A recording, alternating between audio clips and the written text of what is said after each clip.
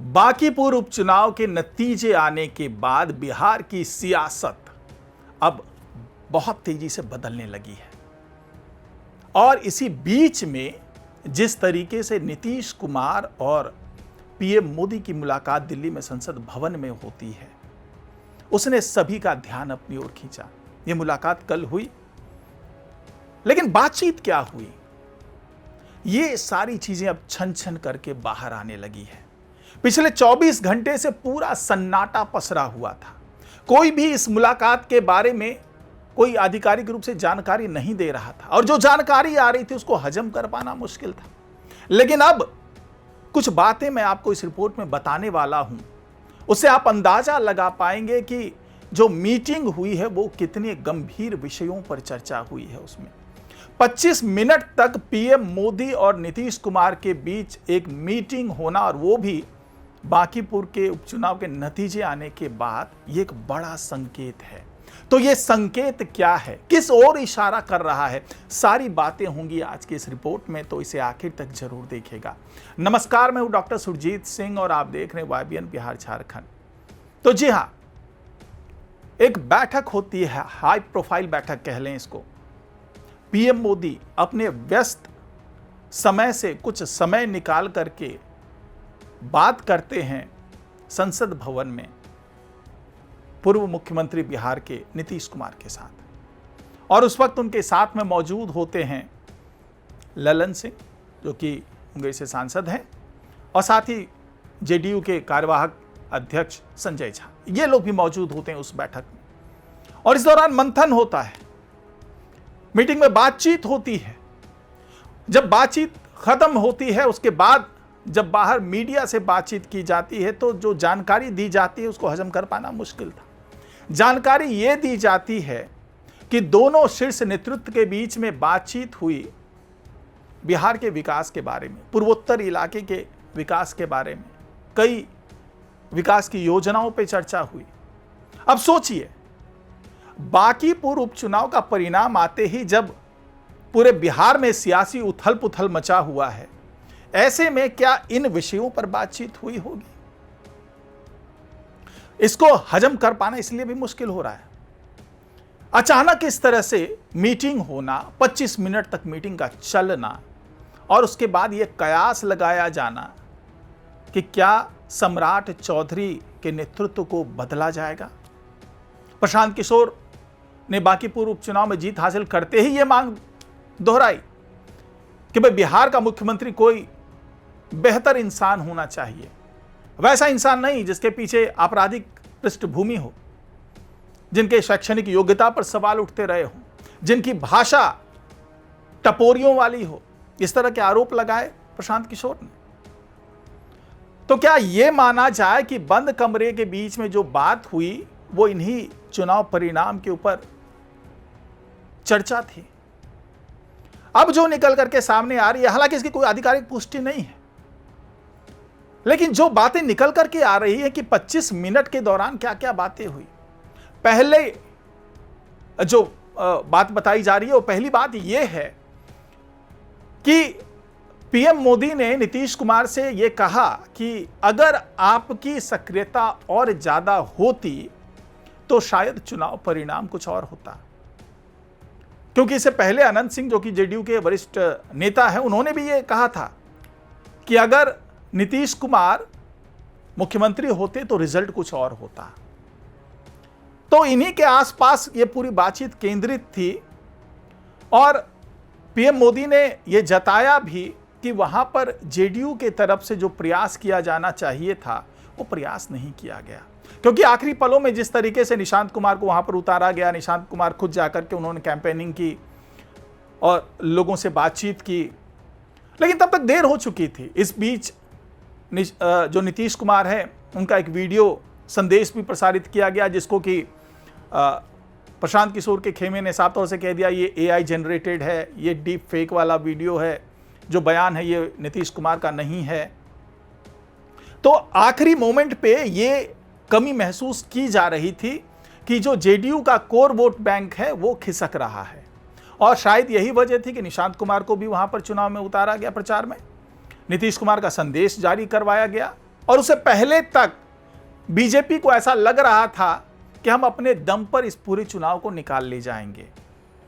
जाहिर सी बात है कि 3 दशक से जिस सीट पर कब्जा था और इस तरह के बयान भी सामने आए, हालांकि संदर्भ कुछ और भी हो सकता था कि बीजेपी का कोई नेता ये कहता हुआ दिखा कि भाई यहां से तो कुत्ते बिल्ली को भी खड़ा कर देंगे बीजेपी के टिकट पे, तो वो भी चुनाव जीत जाएगा।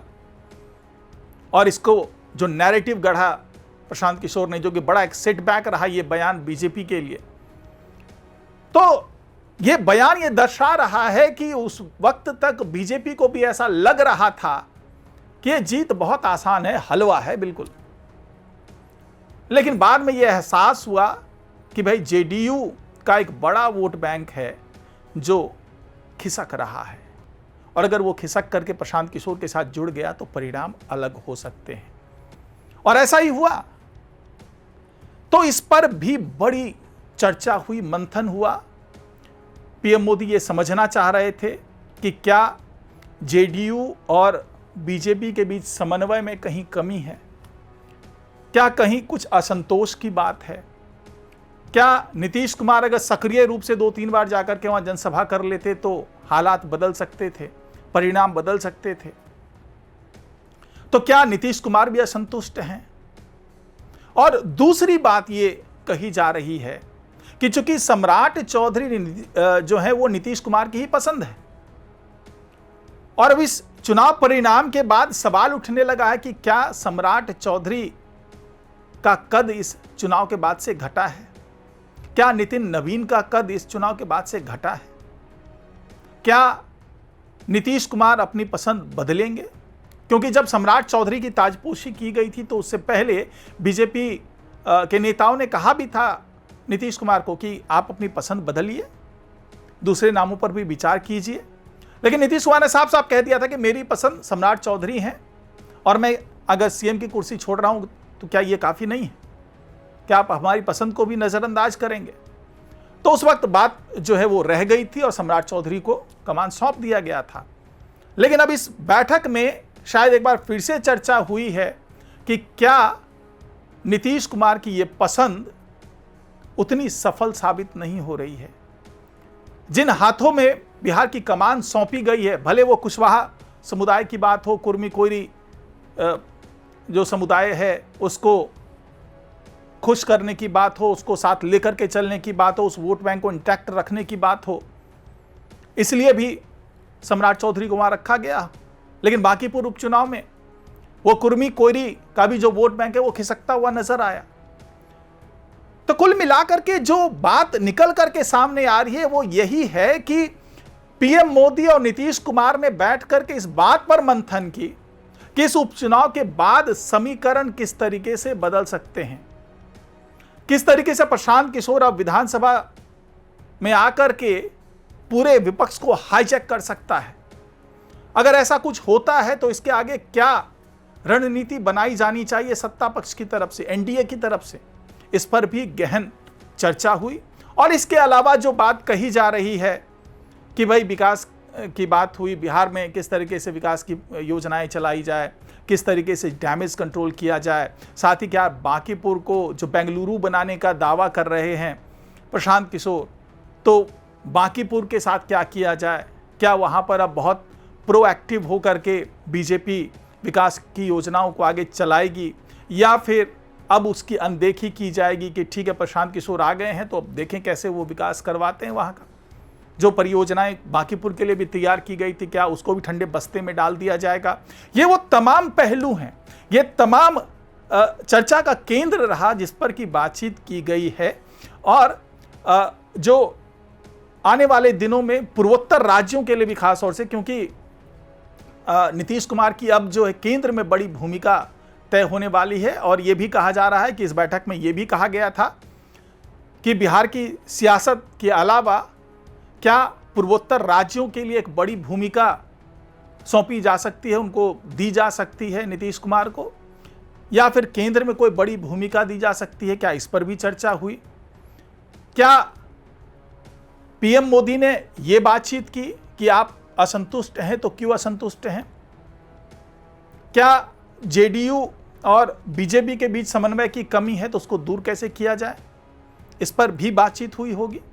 ये वो तमाम बिंदु हैं जिसके आसपास अब ये पूरी सियासी चर्चा है वो हो रही है कि ये जो मीटिंग हुई है उसमें इस तरह की चर्चाएं हुई होंगी और इस तरह की बातें हुई होंगी, और गैर आधिकारिक और यूँ कहें कि भाई सूत्रों के माध्यम से ये चीज़ें निकल करके YBN बिहार झारखंड तक पहुंची है।